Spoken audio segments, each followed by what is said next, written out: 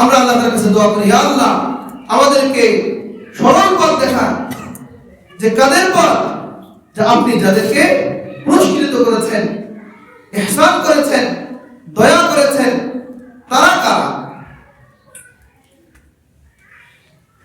এটি সূরাতুন নিসা 69 নম্বর আয়াতে, এই আয়াতের তাফসীর, তাফসীরুল কোরআন বিল কোরআন, কোরআনকে কোরআন দিয়ে তাফসীর করা হয়েছে। আল্লাহ বলেন, মান ইউতিইল্লাহ ওয়ার রাসূল, যারা আল্লাহ এবং আল্লাহর রাসূলের অনুসরণ করে, ফাউলাইকা মাআল্লাযীনা আনআমা আল্লাহ, তারা ওই সমস্ত ব্যক্তিদের সঙ্গে থাকবে যাদেরকে আল্লাহ তাআলা নিয়ামত দিয়েছেন। আনআমাল্লাহু আলাইহিম মিনান নাবিয়্যিনা ওয়াস-সিদ্দীকিনা ওয়াশ-শুহাদা'i ওয়াস-সালিহিন ওয়া হাসুনা উলাইকা রাফীকা।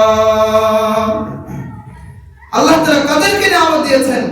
যে এক নম্বরে নবিয়্যিন, সমস্ত আম্বিয়া আলাইহিমুস সালাম, ওয়াস-সিদ্দীকিন, যারা সত্যবাদী, সত্যের উপরে যারা প্রতিষ্ঠিত ছিল, ওয়াশ-শুহাদা ওয়াস-সালিহিন, এবং পুণ্যবান ব্যক্তি, আল্লাহ তাআলা যারা সম্মানিত বুজুর্গ ব্যক্তি, ওয়া হাসুনা উলাইকা রাফীকা, আর ওই সমস্ত ব্যক্তি বন্ধু হিসেবে, সঙ্গী হিসেবে কতই না উত্তম সঙ্গী।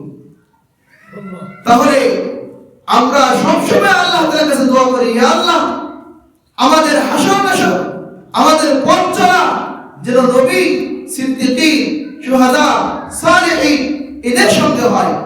এরা ছাড়া গায়রিল মাগদুবি আলাইহিম ওয়ালাদ-দাল্লিন, ওই সমস্ত লোকদের পথ নয় যারা মাগদুব, যাদের উপরে আপনার ক্রোধ, আপনার রাগ। এখানে মাগদুব দ্বারা উদ্দেশ্য হলো আল ইহুদ, ইহুদি, দাল্লিন পথভ্রষ্ট, এই পথভ্রষ্ট দ্বারা উদ্দেশ্য হলো নাসারা। প্রত্যেকটা প্রশ্নই আসে, যারা ধর্মে কর্মের কথা বলে, মুসলমান হিসেবে দাবি করে, যে এই সমস্ত লোকদেরও আমাদেরকে অনুসরণ করেন। তাহলে আমরা নামাজের মধ্যে আল্লাহ তাআলার কাছে কি দোয়া করতেছি, কিন্তু নামাজ পড়ে গিয়েই আবার আমরা